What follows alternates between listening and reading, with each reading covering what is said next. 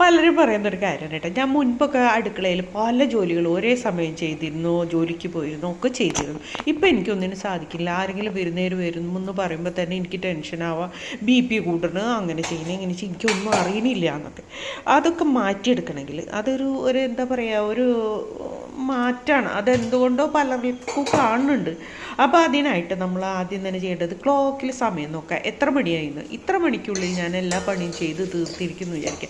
For example പറയാമെന്ന് വെച്ചാൽ, ഒരു അടുപ്പിൽ നമ്മൾ അരി ഇട്ടു, പിന്നത്തെ അടുപ്പിൽ കറിക്ക് അടുപ്പത്തിടാം, പിന്നത്തെ അടുപ്പിൽ നമുക്ക് ചായ വയ്ക്കാം. അങ്ങനെ 3 അടുപ്പുണ്ടാവും ഒരു സ്റ്റൗവിൽ.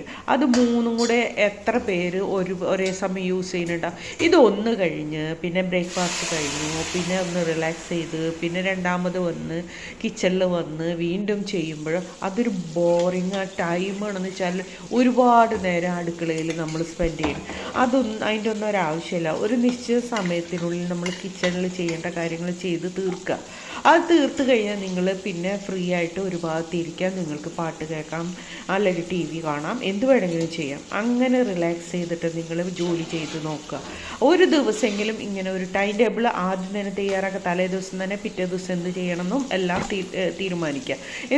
എല്ലാ പണിയും തീർത്ത് വെച്ച് നല്ല വൃത്തിയിൽ കുളിച്ച് നല്ല ഡ്രസ്സൊക്കെ ഇട്ട് നല്ല ഭംഗിയിൽ ഫ്രണ്ടിൽ നമ്മൾ വല്ല എന്തെങ്കിലും വായിച്ചോ എന്തെങ്കിലും ഇരിക്കുന്ന കാണുമ്പോൾ തന്നെ നമ്മൾ വീട്ടിലേക്ക് കയറി വരുന്ന ഭർത്താവിനായിക്കോട്ടെ, ബന്ധുക്കൾക്കായിക്കോട്ടെ, ആർക്കായിക്കോട്ടെ, വന്ന് കാണുമ്പോൾ തന്നെ ആ വീട്ടിലേക്ക് കയറുമ്പോൾ തന്നെ ഒരു നല്ലൊരു സുഖമായ കാഴ്ചയുള്ളത്.